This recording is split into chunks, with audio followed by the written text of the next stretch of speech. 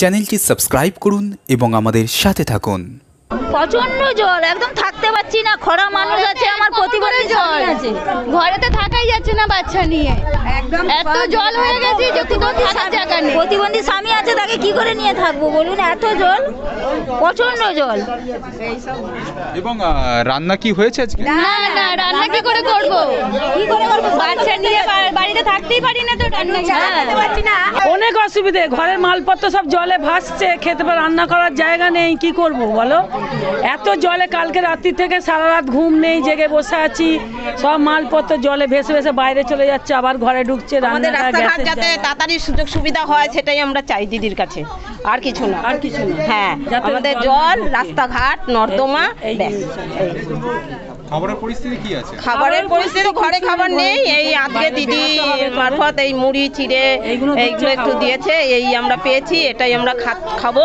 আবার বলছে দুপুরবেলায় খিচুড়ি দেবে, খিচুড়ি খাবো। এই এরকম জল কি আগে কখনো হয়ে দেখেছি? না না, এই বছর এই প্রথম দেখলাম। এত বছর বাড়ি করেছে, এই বছর প্রথম এত জল। আমার ঘরে জল ঢোকেনি এই বছরে। এত ঘরে এক হাঁটুর জল দেখিনি। এত প্রতিবন্ধী স্বামীকে নিয়ে এত জলের মধ্যে বাঁচতে হবে, সেটা বুঝতেও পারিনি। সত্যি এখন এত জল হয়েছে এই বছর। জল, এক কোমর জল। প্রতিবন্ধী স্বামী খাটের উপরে, ওকে বসিয়ে রেখেছি, কি করব? আর দিদিকে তো মানে প্রচন্ড শ্রদ্ধা করি, কিন্তু দিদি কেন আমাকে দেখে না আমি জানি না। আমার পূর্ব মেদিনীপুর বাড়ি ছিল।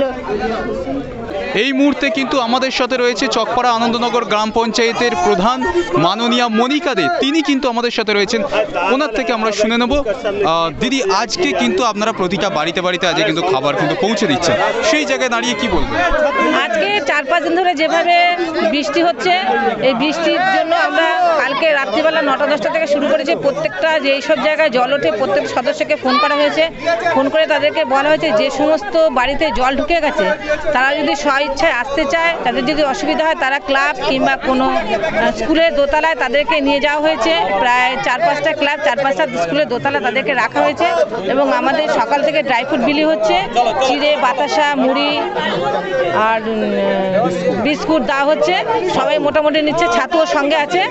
এবং আমরা আরও 2-3 জায়গায়, 4-5 জায়গায় আমরা রান্না করা খাবার তৈরি করছি বিভিন্ন প্রান্ত থেকে। যাদের স্কুলে কলেজে আছেন কিংবা বাড়িতে জল উঠে গেছে, রান্নাবান্না করতে পারছে না, তাদেরকে একটা প্রান্তে দাঁড়িয়ে, বিভিন্ন প্রান্তে দাঁড়িয়ে দাঁড়িয়ে তাদের খিচুড়ি, ডিমের ঝোল, ভাত, বিভিন্ন রকমের খাবার তাদের ডিস্ট্রিবিউট করা হচ্ছে। এবং যাদের হয়তো খুব ঘর দিয়ে জল, তাদেরকে পঞ্চায়েত থেকে প্লাস্টিকও দেওয়া হচ্ছে। প্লাস্টিকও বিশাল লাইন পড়েছে পঞ্চায়েতে। এইভাবে আমাদের পঞ্চায়েতেও জল উঠে গেছে।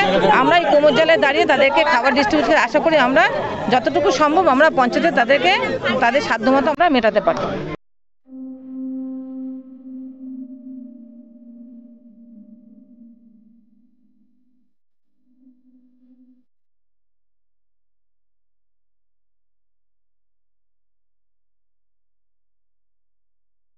আপনারা দেখতে পাচ্ছেন ডোমজুর কেন্দ্রের চকপাড়া আনন্দনগর গ্রাম পঞ্চায়েতের পঞ্চায়েত প্রধান মাননীয়া মনিকা দে।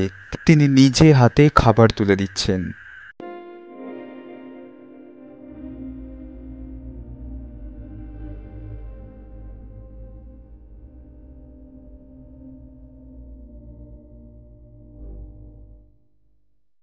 চ্যানেলটি সাবস্ক্রাইব করুন এবং আমাদের সাথে থাকুন।